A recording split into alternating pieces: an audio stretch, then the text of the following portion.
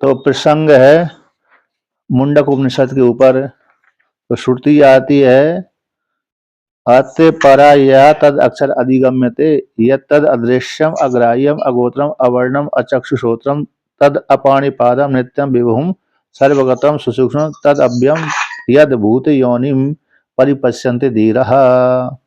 तो भूत योनि जो शब्द आया है मुंडक उपनिषद में, वह भूत योनि क्या प्रधान प्रकृति है अथवा जीवात्मा है अथवा ईश्वर है, कौन है? तो उस भूत योनि यहाँ पर परमात्मा का ही वाचक है। तो उसी के सिद्ध करने के लिए सूत्र का पाठ करते हैं। अदृश्यत्वादि गुण को धर्मोक्ते है।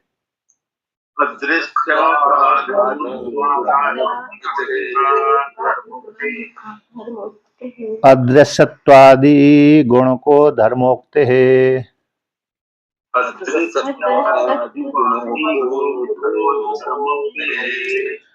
तो यहाँ पर कहते हैं जो भूत योनि शब्द है वो भूत योनि कौन है? ईश्वर ही है।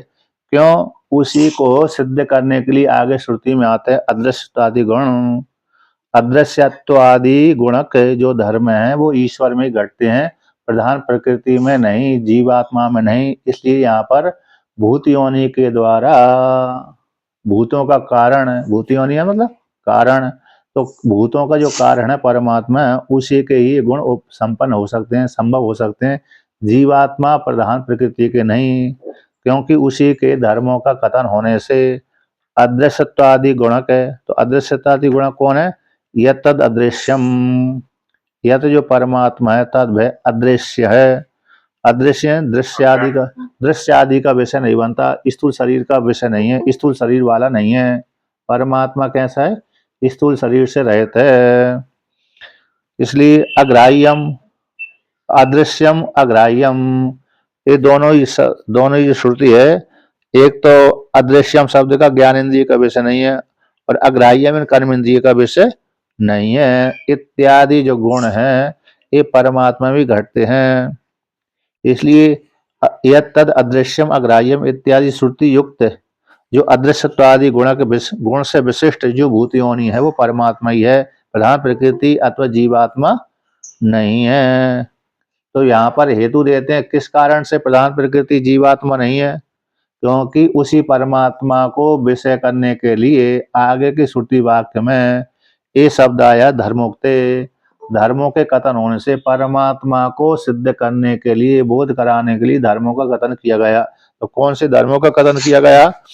यह सर्वज्ञ सर्वविद, यो परमात्मा है सर्वज्ञ, सर्वम जानाति इति सर्वज्ञ, सर्वम सामान्य रूपेण जानाति इति सर्वज्ञ, सर्वम सामान्य रूपेण इति जानाति, सामान्य रूप से, इसी सर्वज्ञ कहलाता। अब सर्वविद का अर्थ कर देंगे तो सर्वम विशेषण रूपेण जानाति सर्वविद, जो विशेष रूप से जानता है।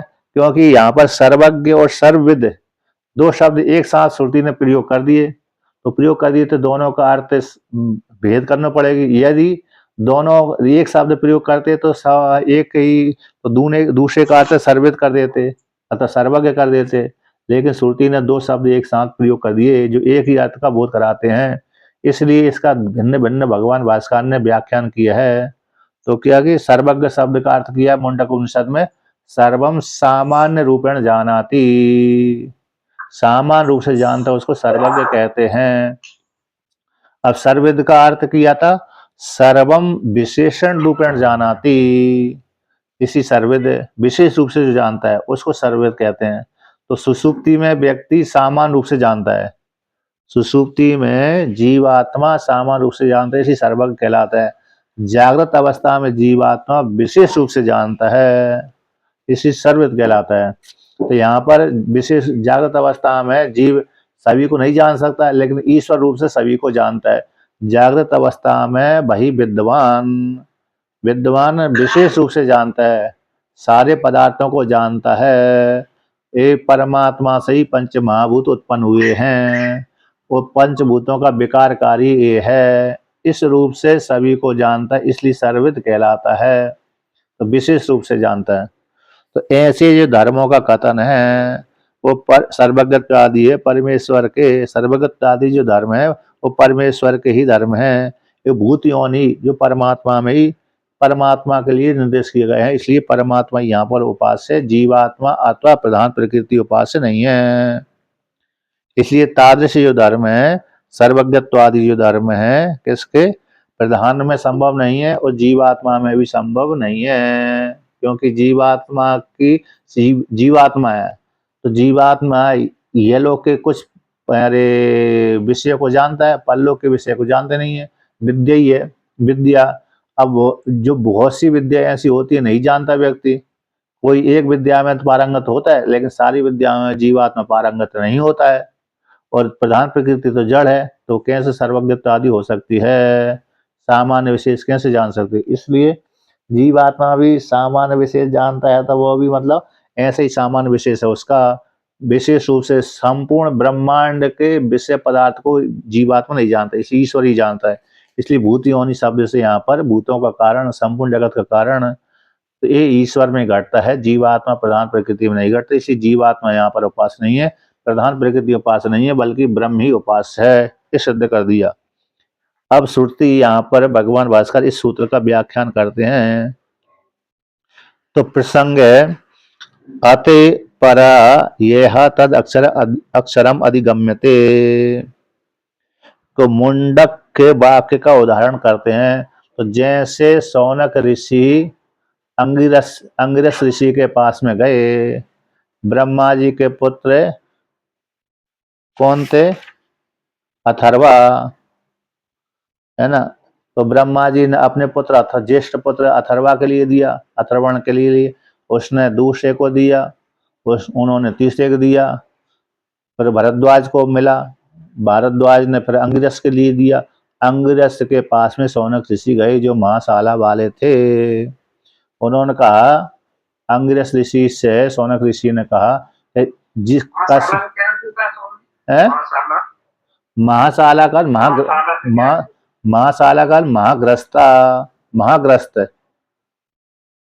तो महाग्रस्त का अर्थ होता है एक, महाग्रस्त का अर्थ तो ये नहीं, महाग्रस्त का अर्थ तो विशाल संतान वाला, बड़ा लंबा। हम दो हमारे एक वाला नहीं है, हम दो हमारे एक है, तो हम दो हमारे दो वाला भी नहीं है, हम एक, हम दो और हमारे दो भी वाला नहीं है, हम दो हमारे एक वाला भी नहीं है, बल्कि हम दो हमारे 50-100 ऐसे वाले हैं।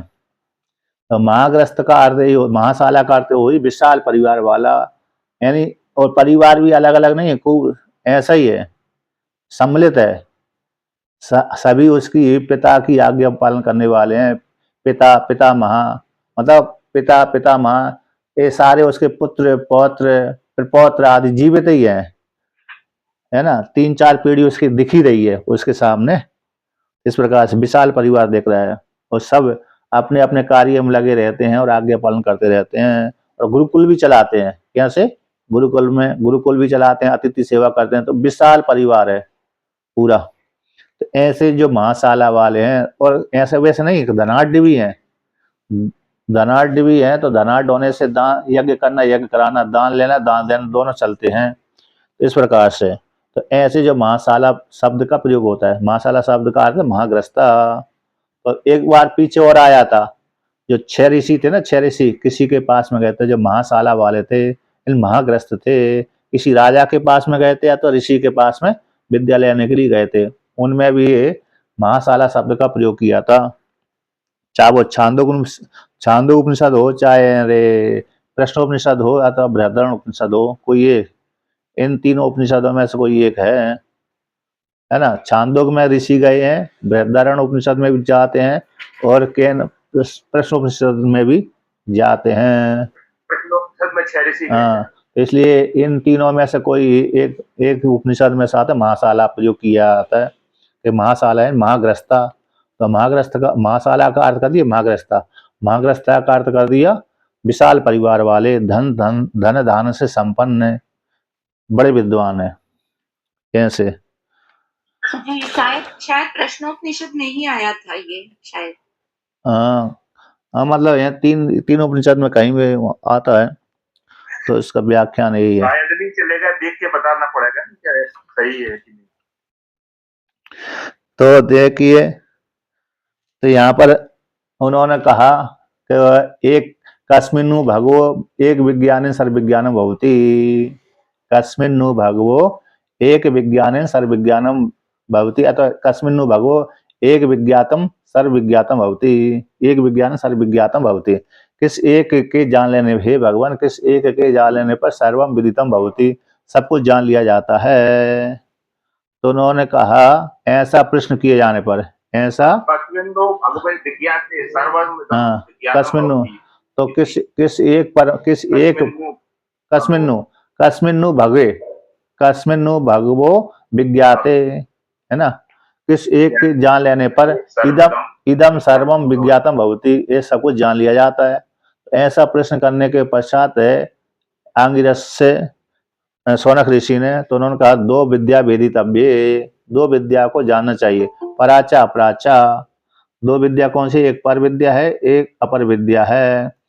तो अपर विद्या है ऋग्वेद आदि कर्मकांड वाली विद्या, कर्मकांड को विषय करने वाली विद्या को अपरा विद्या बोलते हैं, जिसमें सामान्य हमारी जीविका चले, सामान्य रूप से हमारी जीविका चले, जन्म से लेकर मृत्यु पर्यंत तक हमारी जीविका चलती रहे, वो जो विद्या है वो अपरा विद्या कहलाती है। उसमें कर्मकांड आ जाते हैं, उपासना भी आ जाती है, और लौकिक कर्मकांड आ जाते हैं, लौकिक व्यवहार है, तो ये सारी अपरा विद्या कोटि में आती है।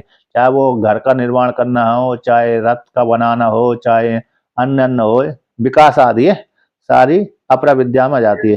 ये नौकरी पेशा सभी आ जाते हैं, नौकरी पेशा जो भी करते हाँ नौकरी पैसा व्यवसाय है, सारे व्यवसाय आ जाते हैं। सारा आ जाता है, क्योंकि अथर्ववेद में खूब वर्णन किया है इसका, अथर्ववेद आदि में, सारे उपनिषद, सारे वेदों में आता है किस प्रकार से जीवन यापन करे, उसका विस्तार पूर्वक फिर गृह सूक्त आदि आते हैं, है ना, सामान्य रूप से नीति आ जाती हैं, स्मृति आ जाती हैं विस्तार करने के लिए, और भी, तो ये सारी अपरा विद्या कोटि में आ जाती हैं। अब कहते हैं अपरा विद्या कहने के पश्चात फिर अपरा विद्या कहते हैं, अतिश अनंतर, अत शब्द का अर्थ होगा अनंतर। तो टीका माया आते कर्म विद्या रूप अपर विद्या उक्ति अनंतरम, कर्म विद्या रूप जो अपरा विद्या है, उस अपरा विद्या के कहने के पश्चात परा विद्या, जो परा या जिस परा विद्या के द्वारा निर्गुणम तद अक्षरम, जो अक्षर शब्द यहाँ पर निर्गुण का वाचक है, निर्गुण परमात्मा ज्ञायते, निर्गुण परमात्मा जाना जाता है, ऐसी उसको परा विद्या कहते हैं। परासा उच्चते, परा विद्या कहते हैं। ताम एव विषया उक्त्या निर्देशति, जो परा विद्या कहते हैं उसी परा विद्या किसको विषय करती है, उसी को यहाँ पर वर्णन करते हैं। जो परा विद्या जिस पदार्थ को बोध कराती है, परा विद्या जिस पदार्थ को बोध कराती है, उसी पदार्थ को यहाँ पर वर्णन करते हैं। वो पदार्थ कौन है, ब्रह्म। यत तद अदृश्यम अग्राह्यम अगोत्रम अवर्णम अचक्षुश्रोत्रम तद अपाणिपादम नित्यम विभुम सर्वगतम सुसूक्ष्मम तद अव्यम यद भूत योनिम परिपश्यन्ति धीरः इति श्रूयते। तो यहाँ पर यत जो अक्षर परमात्मा है, यत क्योंकि पूर्व में आ गया ये श्रुति, यत परा या तद अक्षरम अधिगम्यते, अक्षरम अधिगम्यते, तो अक्षर यहाँ पर निर्गुण परमात्मा का वाचक है, तो वह अक्षर है, उसी को सर्वनाम पूर्व परामर्शकाणी भवंती, ये न्याय है। सर्वनाम जो होते हैं पूर्व के परामर्शक होते हैं, तो यत और तद ये परामर्श कौन है, सर्वनाम शब्द हैं। तो सर्वनाम हमेशा पूर्व की जो घटना का याद दिलाते रहते हैं, पूर्व में क्या कहा है क्या नहीं कहा गया है, उसी को स्मरण कराते हैं। पूर्व पदार्थ को खींच कर ले आते हैं, क्या ले आते हैं, पूर्व पदार्थ को सर्वनाम खींच करके ले आते हैं, सामने रख देते हैं, इसलिए लक्षण बना है सर्वनाम पूर्व परामर्शकाणी भवंती। सर्वनाम जो शब्द होते हैं पूर्व के परामर्शक होते हैं, विशेष रूप से यत है, तद है ना, और जो कौन है, अरे ईष्मद अस्मद है, ईष्मद है, अस्मद है, यत है, तद है, ये इदम रूप है, इदम इत्यादि ये सर्वनाम संज्ञा है। सर्वनाम गण है, व्याकरण में गण पाठ आते हैं ना, उसमें से सर्वाधिक गण पाठ है, उसमें से 10, 15, 20 शब्द आते हैं, इसी उनकी सर्वनाम संज्ञा हो गई। ऐसे जो सर्वनाम के माध्यम से जाना गया जो परमात्मा है, अक्षर है, वो कैसे अदृश्यम। अदृश्यम शब्द का टीकाकार अर्थ करते हैं अदृश्यम, यानी ज्ञान इंद्रिय विषय रहितम, जो ज्ञान इंद्रिय का विषय नहीं है, ज्ञान इंद्रियों के द्वारा नहीं जाना जाता, इसलिए अदृश्यम। अग्राह्यम, अग्राह्यम शब्द का अर्थ कर दिया कर्मेंद्रिय, कर्मेंद्रिय के द्वारा गृहीत नहीं होता है। अब इसके पश्चात अगोत्रम आया, तो आता गोत्रम का अर्थ वंश, तो परमात्मा का कोई वंश भी नहीं है, परंपरा भी आदि नहीं है, इससे परमात्मा पैदा हुआ है, इसका कोई पिता होगा। जैसे भगवान शिव जी, जब शिव जी का विवाह हुआ ना, तो ब्रह्मा जी ने शिव जी से कहा भाई तुम किस कुल गोत्र के हो बताओ। जब वो संकल्प लिया जाता है ना, तो कुल गोत्र का नाम लिया जाता है, अपना अपना कुल कुल है, गोत्र है, नाम लीजिए और अपना गोत्र का नाम उच्चारण करिए संकल्प के काल में, है ना। उसी प्रकार से वो कन्यादान करते हैं, ब्रह्मा जी ने शिव जी को पार्वती कन्यादान करवाया हिमालय राज से, तो उसका हक बर अपने पक्ष का, पिता का, परंपरा का बताएं, कहाँ से पैदा हुए, कहाँ से आए तुम, तुम्हारा परिवार क्या है, कुल क्या है, गोत्र क्या है, नाम तो है ही है। तो भगवान शिव जी बता ही नहीं पाए कि मैं इस कुल गोत्र का हूँ, है कि नहीं, वहाँ तो बताएं, वहाँ तो बताएं। तो फिर वहां पर जब नहीं बता पाए तो आश्चर्य होगा, क्या ऐसे किसी कहीं पैदा हुआ करके हम अपनी कन्या को दे सकते हैं क्या, ऐसे वैसे को गड़बड़ हो जाएगी ना, लोग हमारी हंसी मजाक उड़ाएंगे कि हमने ऐसे वैसे कोई अपनी कन्या दे दी। जब नहीं बता पाए भगवान शिव जी, तो नारद जी ने फिर बीड़ा बजा करके बताया। तो सभा में कहा कि भाई ये गंभीर विषय चला और बीड़ा आप बजा रहे हो। नारद जी से कहा, नारद जी ने जब बीड़ा बजा दिया ना, तो बीड़ा को सुन करके ब्रह्म ऋषि है, ब्रह्मा जी है, अन्य देवता आदि कहने लगे तुम अभी प्रसंग बीड़ा का नहीं चल, नाच गाने का नहीं चल रहा और आप बीड़ा बजा रहे हो, अप्रसंग में प्रसंग ला रहे हो। तो नारद जी ने कहा ये उसी का प्रसंग है। भगवान शिव जी का कुल गोत्र कौन है, नाद है। भगवान शिव जी का कुल और गोत्र दोनों ही नाद है। तो नादमय शंभुमय नादा, ऐसा वाक्य आता है, नादमय शंभु, नादमय शंभु, शंभुमय नाद। नाद में शंभु है, शंभु में नाद है। नाद में शिव जी ओतप्रोत है और शिव जी में नाद ओतप्रोत है। जो हमारी धारा है ना, हम जब सो जाते हैं, हम जब शांत एकांत कमरे में रहते हैं, कोई शोर नहीं सुनाई पड़ती, तब वो नाद सुनाई पड़ती है, एक धारा सुनाई पड़ती है। कमरे में बैठे रहते हैं तो वहां पर एक कानों में अपने आप ही एक शब्द सुनाई पड़ती है, वो नाद कहलाता है।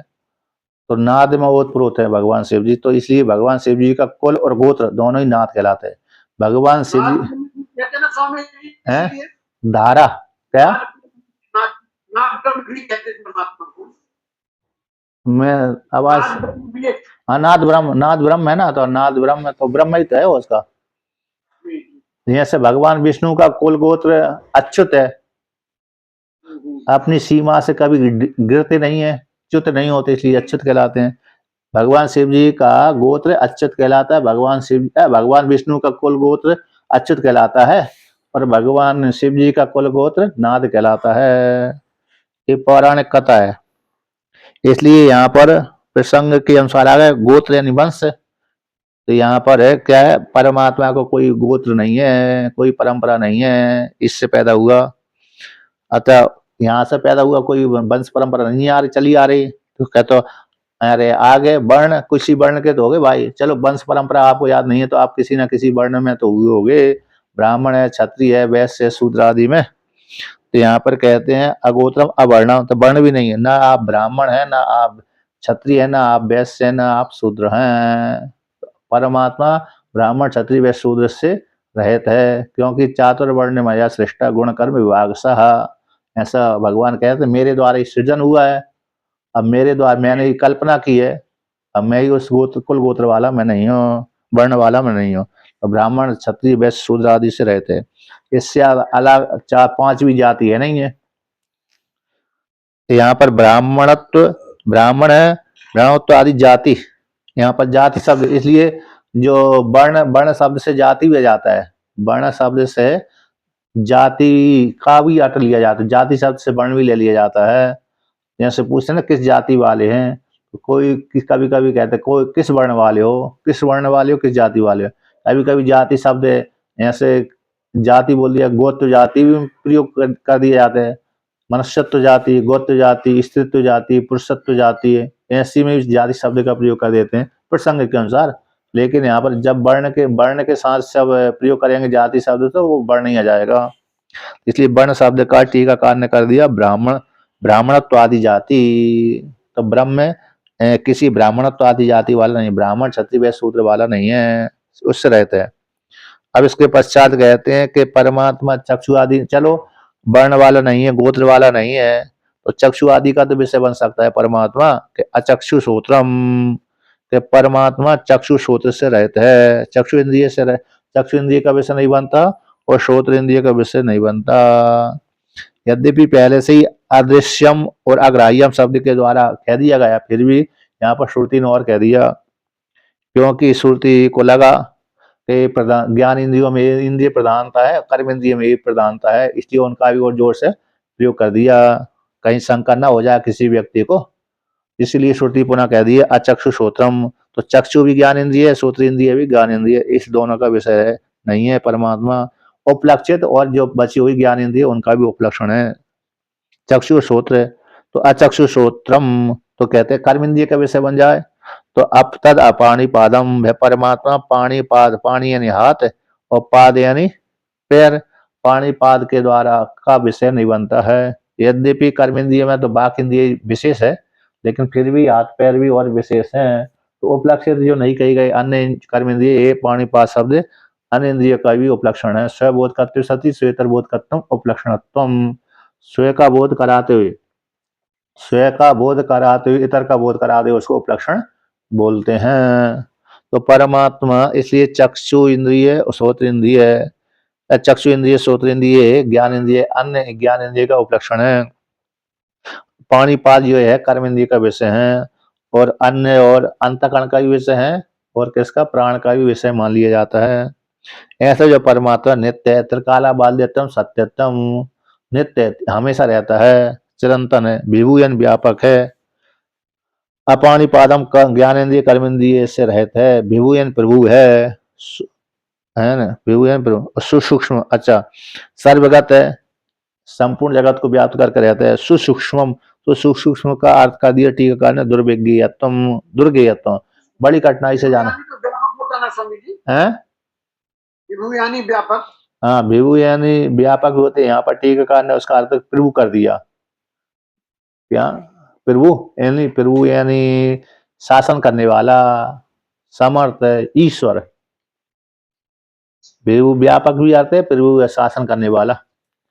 तो सुसूक्ष्म शब्द, तो विभु सर्वगत शब्द का सर्वगत हो गया, यहाँ पर व्यापक ले लिया, क्योंकि सर्वगत सर्व सभी जगह गया हुआ है, इसी हेतु से यहाँ पर टीकाकार ने विभु शब्द का अर्थ प्रभु कर दिया, ईश्वर कर दिया।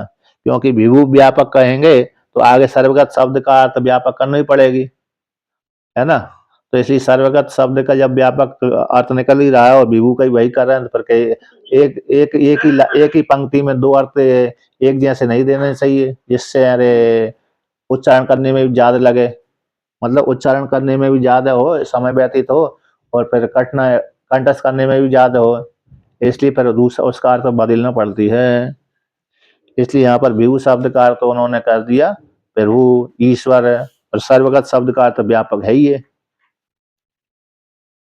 अब कहते हैं सुसूक्ष्मम, तो सूक्ष्म का अर्थ कर टीकाकार अर्थ करते दुर्गेयत्वम, बड़ी कठिनाई से जाना जाता है, क्योंकि जिसका अंतकरण निर्मल नहीं है उसके द्वारा ये जाना ही नहीं जा सकता, और जिसका अंतकरण निर्मल भी है तो उसके द्वारा भी ये मुश्किल से जाना जाता है।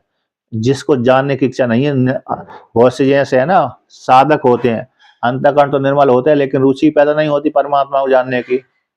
हम तो भाई आपके सेवक ही बने रहेंगे, हमको इतने में संतोष है, यद्यपि कोई अन्य कामना नहीं है भक्तों की, लेकिन कहे हम आप मुक्त भी नहीं होना चाहते लेकिन आपकी सेवा करना चाहते हैं, ये अकेली कामना है, तो फिर उनको भी ये ज्ञेय नहीं होता है ना, दुर्ज्ञेय है उनके लिए भी।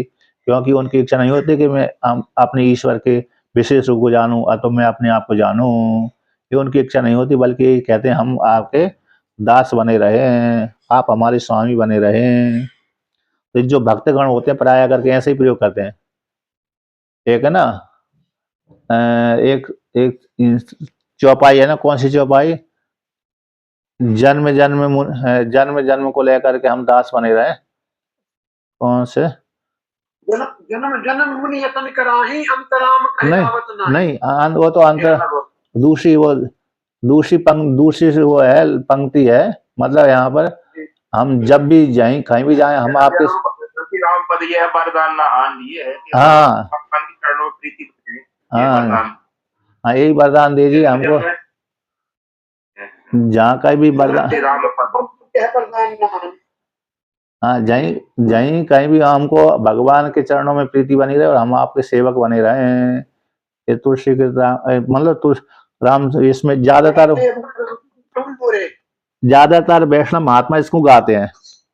हाँ, मैं सेवक रघुपति प्रभु रे, ये है वाला। क्योंकि मैंने भी गाया, मैं भी वैष्णव महात्माओं के बीच में रहा हूँ, पहले वैष्णव महात्मा ही बनने वाला। सभी गाते हैं, वेदांती भी सर, वेदांती कम वेदांतियों के आश्रमों में वेदांत नहीं, वेदांती आश्रमों में नहीं, संध्या मतलब उनकी आरती में ना, आरती में ये नहीं गाते, ज्यादातर वैष्णव महात्मा गाते हैं। इसलिए मैं भी वैष्णव महात्मा बना था शुरू में, तो इसलिए बन नहीं पाया, बनने वाला था तो मैंने भी कंटेस्ट कर लिया था। और का वैष्णव महात्मा जी का आश्रम तो था जहाँ मैं रहता था वहां पर, तो इसलिए हाँ ममता जी तो वैष्णव महात्मा ही रहे। ममता तो हर दिन गाती होगी है, इसलिए मेरे तो आपने आरती में उठ नहीं पाए सुबह। हाँ ममता, क्योंकि उनमें ये पंक्ति प्रातः काल की आरती में ही रहती है, वो भाई प्रकट कृपाला के बाद फिर यही गाते हैं। वो भी रामानुज संप्रदाय वाले नहीं गाते शायद, व्यास जी भगवान बताएंगे, व्यास जी हैं कि नहीं चले गए? व्यास जी तो वो उसके हैं उन अच्छा बल्लभाचार्य, क्या नाम करके, निम्बार्काचार्य से हम अच्छा निम्बार्काचार्य संप्रदाय हमारा। हाँ अच्छा, तो फिर ये वो नहीं गाते जो राम जी की उपासना, हाँ राम जी की उपासना करते हैं जो, वो गाते हैं प्राय कर, क्योंकि रामानंद, क्योंकि मैं शुरू में रामानंद जी के आश्रम गांव में जहाँ पर मेरे पैदा हुआ ना, वहां पर रामानंद संप्रदाय का ही आश्रम था, तो वहीं उनकी आरती गाता था। फिर चित्रकूट में गया, वहां भी रामानंदी आश्रम में ही महात्मा बनने के लिए गया था, तो वहां भी रामानंद आश्रम में ही रहा मैं, इसलिए वहां पर तो उसमें गाते हैं। इसलिए ममता जी हर दिन गाती होंगी, और का गाती नहीं गाती? हाँ तो देखिए, तो दुर्गेयत्व शब्द को लेकर के मतलब अंतःकरण तो निर्मल है, लेकिन फिर व्यक्ति यदि इच्छा नहीं है मोक्ष की तो वो भी नहीं, तो जानने की इच्छा नहीं है तो वो भी नहीं जान पाता। अब यहाँ पर कहते हैं दुर्विज्ञ सूक्ष्म कह दिए ना, तो तद अभ्यम, तो नित्य अभ्यम शब्द का अर्थ करते हैं न बेति अभ्यम। यहाँ पर नित्य शब्द और अव्य शब्द को मिलाकर टीकाकार कहते हैं नित्य अव्य पदाभ्याम नाश अपक्षय हो निराशा।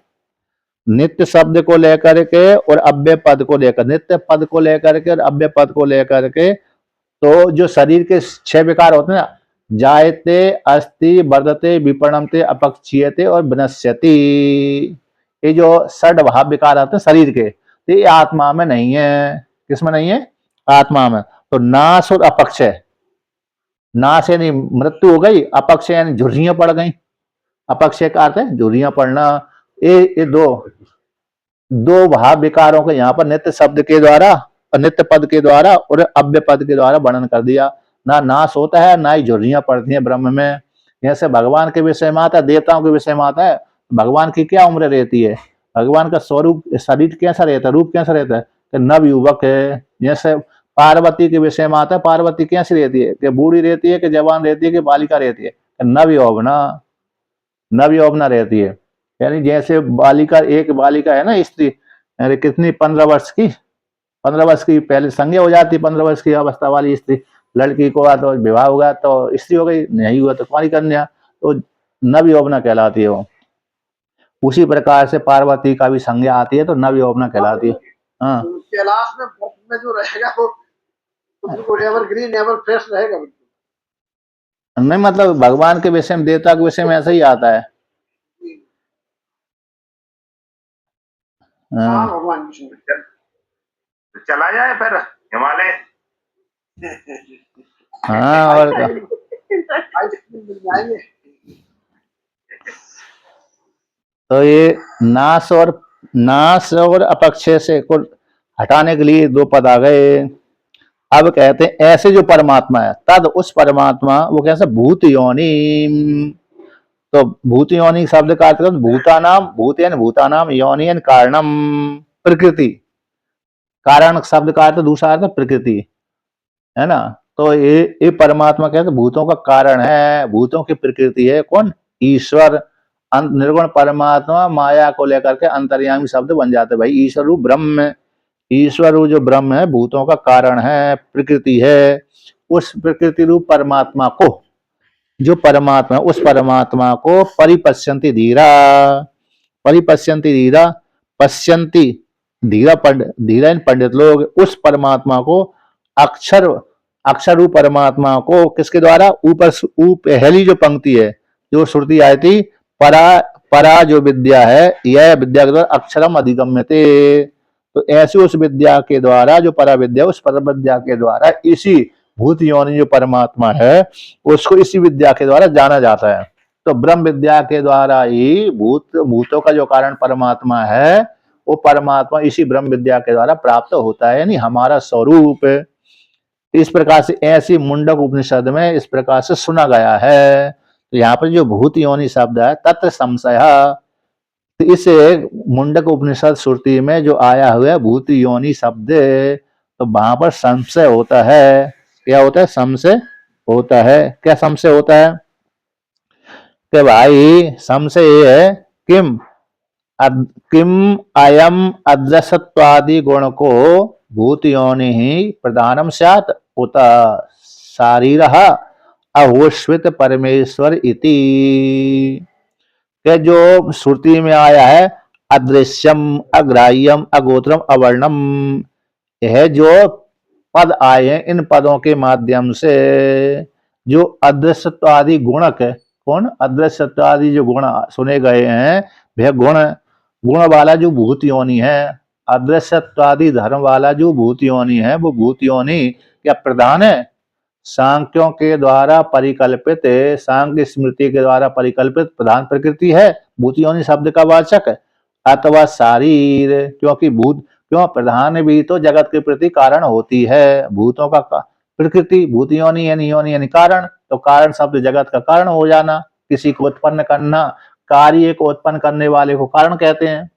कार्य को उत्पन्न करने वाले को कारण कहते हैं, चाहे वो निमित्त कारण हो चाहे उपादान कारण हो। दो प्रकार के कारण होते हैं, एक निमित्त कारण होता है, एक उपादान कारण होता है। जैसे मृत्तिका से उत्पन्न होने वाला घट उपादान कारण कहलाता है, तो मृत्तिका घट के प्रति उपादान कारण है। अब कुम्हार के द्वारा उत्पन्न हुआ घट वो निमित्त कारण कहलाता है, क्योंकि यहाँ पर कुम्हार घट नहीं बना, कुम्हार घट नहीं बना, बल्कि कुम्हार ने घट को बनाया है। इसलिए घट तो मृत्तिका से बना हुआ है, इसलिए मृत्तिका ही घट रूप में गई हुई है। इसी मृत्तिका घट के प्रति उपादान कारण हो गया। कुम्हार ने मात्र मृत्तिका को आकार दे दिया, घट बन गया। इसी कुम्हार उस घट के प्रति उपादान निमित्त कारण बन गया। पहली निमित्त कारण, क्योंकि कुम्हार न बनाया तो मृत्तिका में अपने आप में ही घट बनने की सामर्थ्य नहीं है। कुम्हार यदि निमित्त हुआ कुम्हार, इसलिए निमित्त कारण। हाँ, कुम्हार घट बनाने में निमित्त बना, क्योंकि स्वयं नहीं बना, कुम्हार नहीं बना, इसलिए कुम्हार ने बनाया है दूसरे को लेकर के, इसलिए कुम्हार घट के प्रति निमित्त कारण बनता है। और लेकिन मृत्तिका बनी हुई है, घट के रूप में चली गई, इसलिए मृत्तिका घट के प्रति उपादान कारण है। इसलिए तो जो कारण दो प्रकार के वर्णन कर दिए, एक निमित्त कारण, एक उपादान कारण।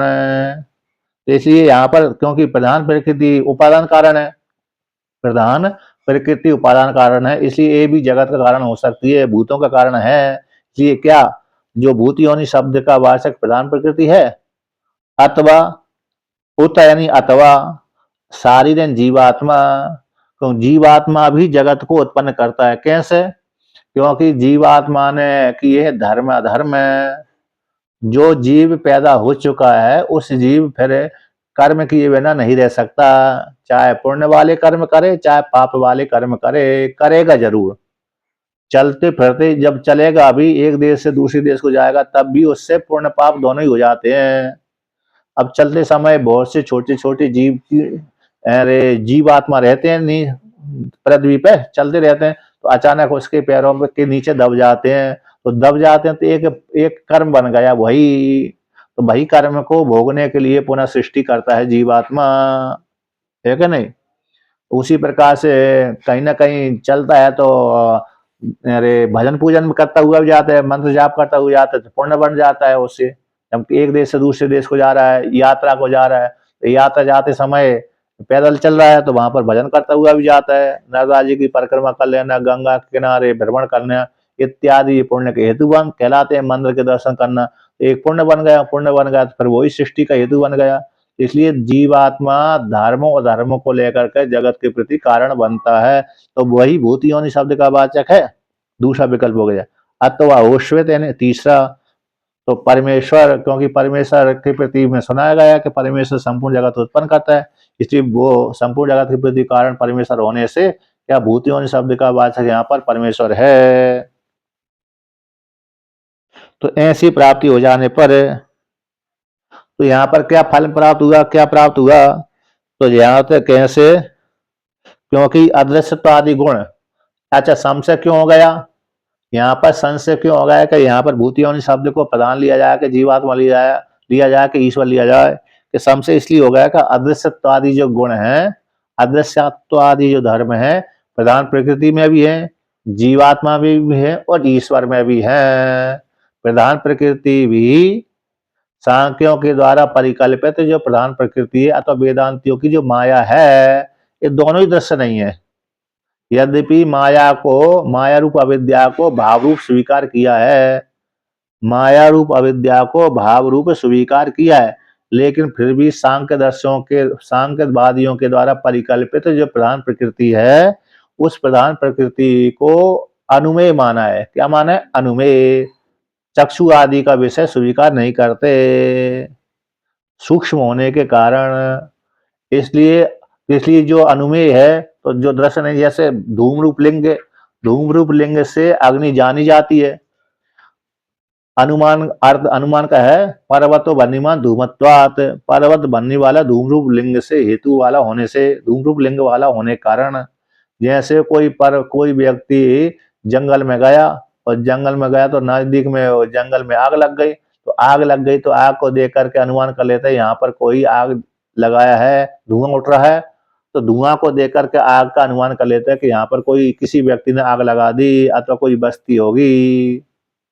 जैसे व्यक्ति जब जंगल में यात्रा करते करते समय सायकाल होने लगती है, कोई आश्रय नहीं मिलता, तब वो देखता है कि यहाँ पर आग है, यहाँ पर धुआं, इस क्षेत्र से धुआं उठ रहा है आकाश में, निश्चित रूप से ये धुआं जहां से उठ रहा है उसके नीचे कोई बस्ती होगी, अहीरों की पल्ली होगी, अहीरों की झोपड़ी होगी, इन वनवासी व्यक्तियों की झोपड़ियां होंगी, चलो वहीं पर जाकर रात व्यतीत करें, है कि नहीं? तो इसलिए जैसे हम हिमालय में क्षेत्र में घूमते थे ना, कभी उत्तराखंड में चार धाम की यात्रा जब करते हैं ना, तो वहां पर कुछ जगह जंगल आता है।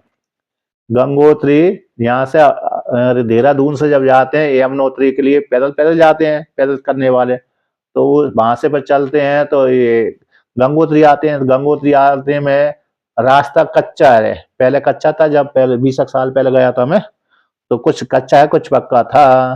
तो जो कच्चा रास्ता जंगल में से होकर के आता था, तो बस्ती आदि नहीं मिलती थी, तो बस्ती को जब देखा सायकाल होने लगी, तो बस्ती के लिए हम प्रयत्न करते थे कहाँ पर बस्ती है, यहाँ पर रात व्यतीत हो जाए, तो वही अनुमान करते थे। फिर वहां से गंगोत्री पहुंचे, तो गंगोत्री फिर केदारनाथ जाते थे, केदारनाथ में जाने में भी पैदल रास्ता है, कोई बहुत जंगल पड़ता था, वहां पर भी यही सायकाल होने लगती थी, तब यही अनुमान करते थे कोई घर मिल जाए, कोई बस्ती मिल जाए।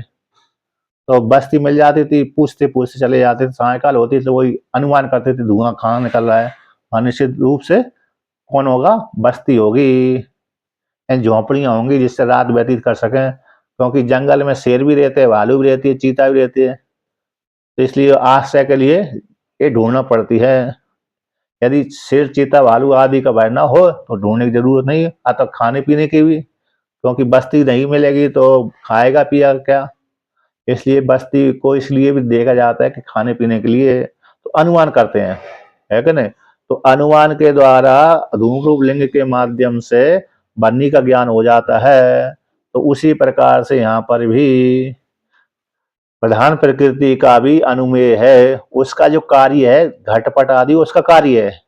घटपट आदि पृथ्वी जल तेज वायु आकाश उसके कार्य है, और उस कार्य से कारण का ज्ञान हो जाता है। जैसे किसी का पुत्र गोरा है तो उसकी माता पिता निश्चित रूप से गोरे ही होंगे। अब जिसका अरे पुत्र काला है तो उसके माता पिता निश्चित रूप से काले ही होंगे। किसी का पुत्र गोरा है और माता पिता काले हो तो उसको फिर अनुमान में गड़बड़ हो सकता है। मतलब पुत्र माता काली हो, पिता भी काला हो और पुत्र भी काला हो तो उसका पुत्र गोरा नहीं हो सकता, है कि नहीं। उसकी पुत्र कैसा होगा, काला ही होगा। जिसके माता पिता दोनों ही काले हैं उसका पुत्र गोरा नहीं हो सकता। कभी कभी अपवाद देखा जाता है, बहुत ही कम अपवाद होता है। जैसे कभी कभी आपने देखा होगा भारतीय मनुष्य तो हैं, स्त्री पुरुष दोनों ही बातें हैं, लेकिन कभी कभी पुत्र वो अंग्रेजों जैसे पैदा हो जाता है, होता है नहीं होता है। मैंने दो तीन जगह तो देखा ही है, तो भूरा भूरा निकल जाता है, तो ऐसा लगता है वो अंग्रेजों की संतान है। तो कभी कभी अपवाद के रूप में है वो, लेकिन प्राय कर सामान्य है कि जिसके माता पिता गोरे हैं तो उसका पुत्र गोरा ही होगा, जिसके माता पिता काले हैं तो काले होगा। माता गोरी पिता काला। जी उसको विज्ञान की भाषा में बोलते हैं कि जीन्स म्यूटेट हो जाते हैं।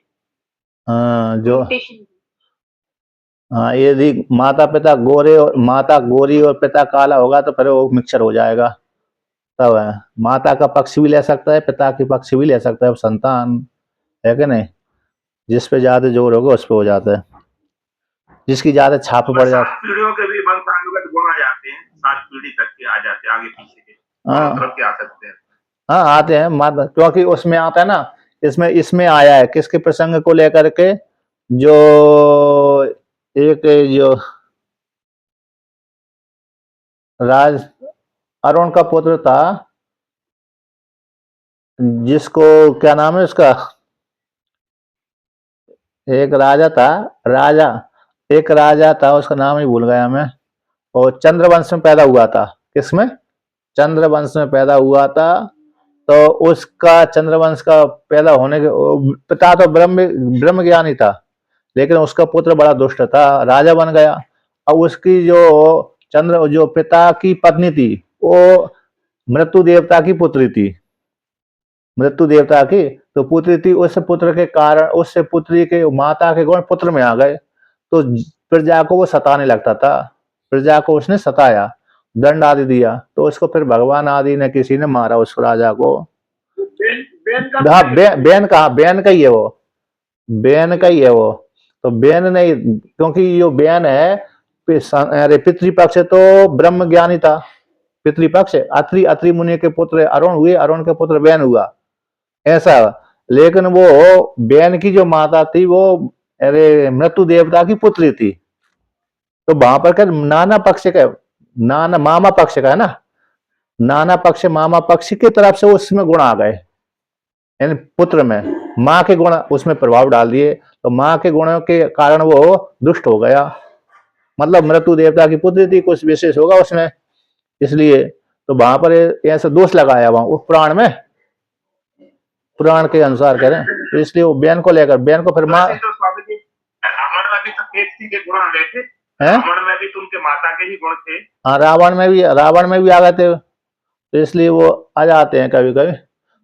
तो ये है, तो इसमें यहाँ पर भी है, मतलब ये वर्णन कर दिया माता पिता पुत्र आदि को लेकर के।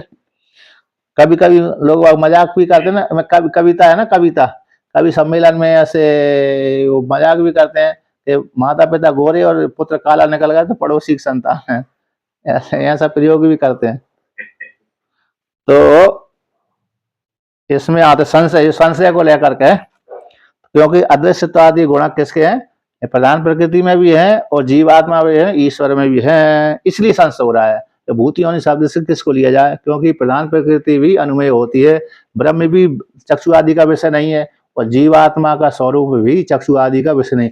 जो हमका स्वरूप दिख रहा है वो तो इस रूप दिख रहा है ना, इसलिए संशय हो रहा है किसको लिया जाए। तो ब्रह्म प्रधान के जो अदृश्यतादि गुण है ब्रह्म में और प्रधान में साधारण है, इसलिए संशय हो जाता है।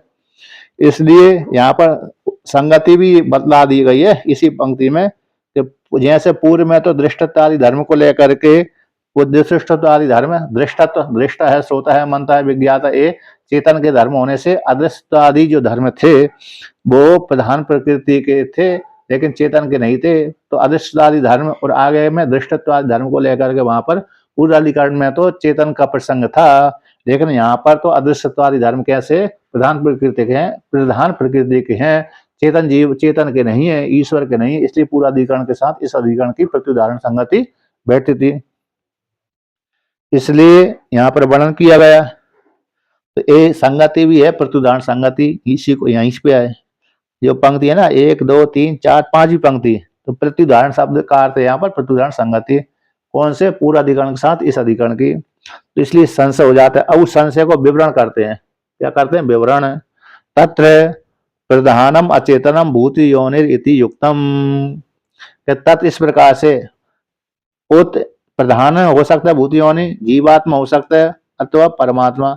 अच्छा, अहोश्वेत शब्द के 4-5 पर्यायवाची शब्द होते हैं। विकल्प एक शब्द हो गया, विभाषा दूसरा शब्द हो गया, उत तीसरा शब्द हो गया, अथवा चौथा शब्द हो गया, अहोश्वेत 5वां शब्द। ये विकल्प के लक्षण है। विकल्प एक, अहोश्वेत दूसरा, उत तीसरा, विभाषा चौथा, उत अथवा 5वां। इसलिए भगवान भास्कर, अच्छा ये विकल्प क्यों करते, मतलब ऐसे शब्द अनेक शब्द क्यों बनाते, छंद के लिए। किसके लिए, छंद के लिए ही बनाए जाते हैं प्राय करके। अब यहाँ पर ऐसी इन तीनों के मध्य में, तीनों की प्राप्ति हो जाने पर, तो पहला कहते हैं तीनों के मध्य में प्रथम प्रधानम अचेतनम भूत योनि इति युक्तम, जो प्रधान प्रकृति है, अचेतन है, जड़ है, भूत योनि होने के लिए योग्य है, भूतों के कारण इति भूत योनि, भूतों का कारण होने के योग्य है। ठीक है, क्योंकि प्रधान प्रकृति अचेतन है और अदृश्यत्व आदि जो धर्म है वो प्रधान प्रकृति में घटते भी हैं, इसलिए भूतों का कारण प्रकृति प्रत्यक्ष ही है, भूतों का कारण है। तो क्योंकि भूतों का कारण क्यों है, क्योंकि प्रधान प्रकृति से ही महातत्व उत्पन्न होता है, महातत्व से अहंकार उत्पन्न होता है, अहंकार से 5 तन मात्रा है और ज्ञान इंद्रिय, कर्म इंद्रिय और मन, ये सारे उत्पन्न होते हैं, 5 महाभूति उत्पन्न होते हैं। इसलिए भूतों का कारण प्रधान प्रकृति है, उसमें भी अदृश्यत्व आदि धर्म बैठ जाते हैं, इसलिए प्रधान प्रकृति भूत योनि का कारण है। तो अचेतना नाम एव तस्य दृष्टान्तत्वेन उपादानात,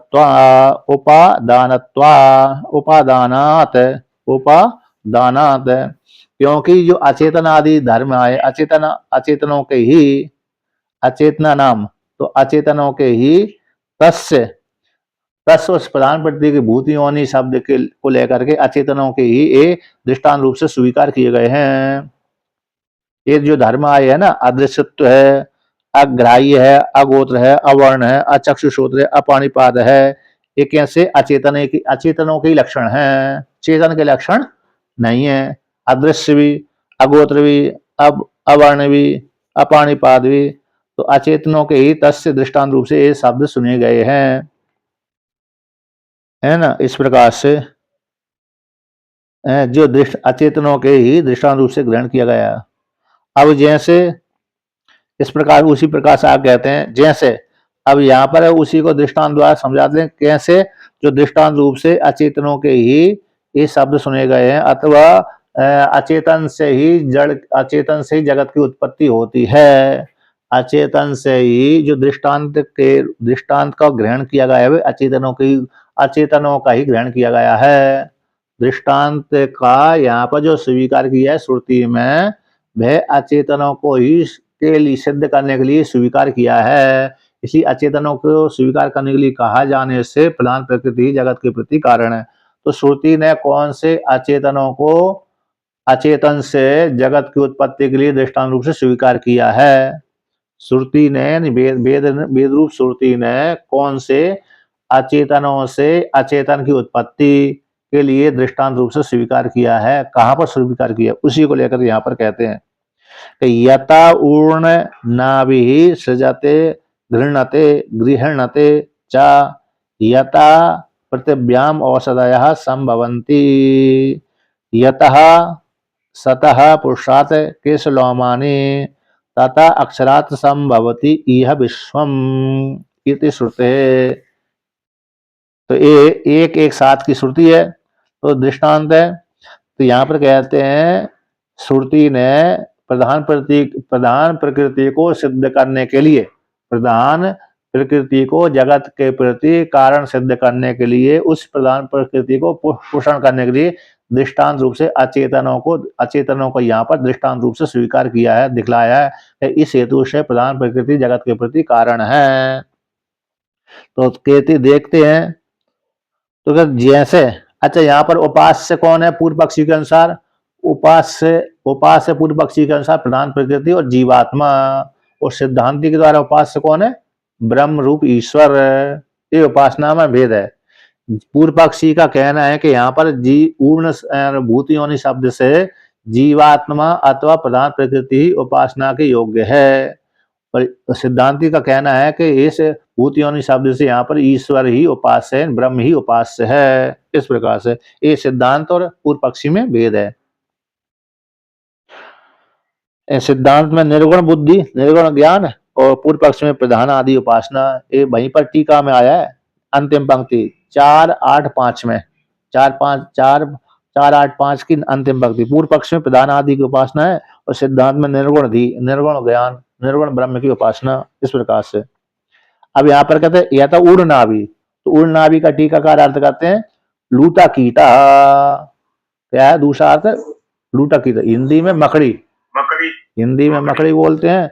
ऊर्ण नाभि, लूटा कीटा, और कोई और शब्द भी होगा जो भी है। जैसे ऊर्ण नाभि सृजते जालम, जाल को सृजन करते हैं। जब ऊर्ण नाभि को लगता है, भाई लगता है मेरे ऊपर कोई खतरा आ रहा है, तो उस जाल को गृह्णते, पुनः ग्रहण कर लेती, लील अपने में संगार कर लेती है। एक दृष्टांत हो गया। दूसरा दृष्टांत, जैसे पृथ्वी से औषधियां निकलती है, वनस्पति उत्पन्न होती हैं। औषधि और वनस्पति, औषधि में और वनस्पति में भेद है। वनस्पति का अर्थ होता है बार बार फल देना, तो औषधि का अर्थ होता है एक बार फल देकर नष्ट हो जाना, है ना। औषधि का लक्षण होता है कि बार बार फल देना वनस्पति का लक्षण है, और एक बार फल देकर नष्ट हो जाना औषधि का लक्षण है। तो औषधि गेहूं है, चना है ना, जितनी भी फसल है एक बार कटकर एक बार फल देकर नष्ट हो जाती है, जो उसको औषधि कहते हैं। जो बार बार फल देती है उसको वनस्पति कहते हैं। तो आम है, नीम है, जितने पौधे वृक्ष हैं, तो वृक्ष वनस्पति संज्ञा हो जाती है। तो जैसे पृथ्वी से औषधि आदि वनस्पति औषधि सारे उत्पन्न होते हैं। दूसरा दृष्टांत है, तो यहाँ पर कैसे जड़ से जड़ की उत्पत्ति हो रही ना, जड़ से जड़ की उत्पत्ति। ऊर्ण नाभि के शरीर से ये जाल उत्पन्न होता है, उसी में लील में हो जाता है। इसलिए दूसरा दृष्टांत दिया, यतः सतः पुरुषात् केशलोमानि, जैसे जीवित, सतः शब्द का जीवित अर्थ लिया जाएगा। जीवित जो पुरुष से केशलोमानि उत्पन्न होते हैं। यदि सतः शब्द का नहीं प्रयोग करते, पुरुष अकेला प्रयोग कर दे, तो मरा वाला पुरुष भी आ जाता। कौन आ जाता? मरा वाला पुरुष भी, तो उससे भी उत्पन्न होने लगते। तो उसमें ऐसा नहीं देखा जाता कि मरे हुए वाले व्यक्ति से केशलोम उत्पन्न होते होंगे।